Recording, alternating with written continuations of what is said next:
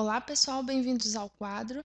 Vamos nessa aula sobre o sistema endócrino comentar um pouquinho sobre o hipotálamo, uma das glândulas endócrinas que compõem esse sistema. Eu trouxe aqui duas imagens para vocês. O hipotálamo está localizado numa região central do nosso cérebro, apontando aqui nessa imagem pela seta vermelha, entre o hemisfério direito e o hemisfério esquerdo, e ele tem um importante papel na integração entre os sistemas nervoso e o sistema endócrino. Nós vamos entender depois como ele faz essa integração. Aqui eu tenho uma imagem maior em que vocês podem ver aqui em verde a posição do hipotálamo. Aqui, por exemplo, nós temos a hipófise, tá? E logo acima dela o hipotálamo, ok? Bom, nessa aula nós vamos falar sobre as principais funções desse órgão, dessa glândula. E as duas primeiras funções que eu vou trabalhar com vocês, eu quero que vocês tenham bastante atenção a elas. Por quê? Porque o hipotálamo, ele produz dois hormônios que não ficam armazenados na região do hipotálamo, são armazenados na hipófise. Depois nós veremos como que a hipófise armazena esses hormônios. Então, essas duas primeiras funções, às vezes elas são aí ligadas à hipófise e não ao hipotálamo. Então, eu quero que vocês compreendam isso. Eu vou relacionar ao hipotálamo porque ele é o responsável pela produção de dois hormônios que controlam essas duas primeiras funções. Quais funções? A primeira é o controle da água corporal. O hipotálamo, ele produz um hormônio que atua diretamente no nosso rim, nos nossos rins, né? São dois rins. Esse hormônio, ele recebe o nome de ADH, é o hormônio antidiurético ou vasopressina. Então, esse hormônio ele atua sobre o rim, aumentando ou diminuindo a reabsorção da água. Quando o hipotálamo, as células do hipotálamo são sensíveis à concentração de sais presente no plasma sanguíneo.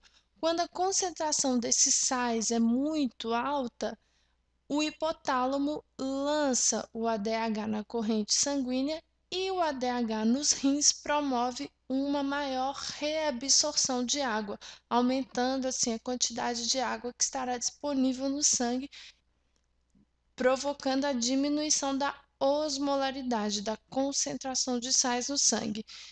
Por outro lado, se a concentração de sais é baixa, então o hipotálamo ele diminui a produção da vasopressina e assim a quantidade de água liberada através da nossa urina aumenta. É por isso que ele é conhecido como hormônio antidiurético. A diurese é exatamente o processo de eliminação de água através da nossa urina, ok?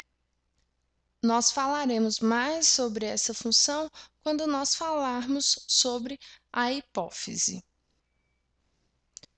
Uma segunda função que nós podemos relacionar ao hipotálamo é a contração uterina. Na verdade, são duas funções, né? A contração uterina e a ejeção do leite.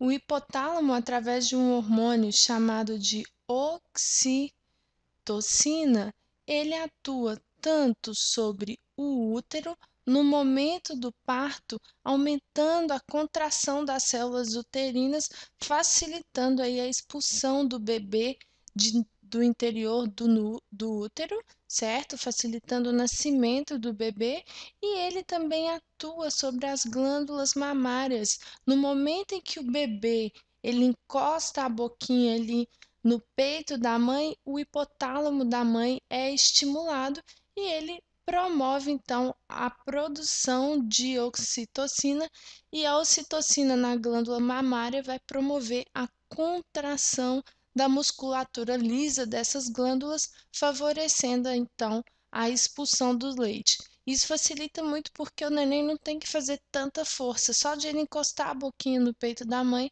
o leite já é expulso do interior das glândulas mamárias. Legal, né? Na próxima aula, nós veremos então uma terceira função do hipotálamo, função essa que está relacionada à glândula hipófise. Um grande abraço e continuem estudando.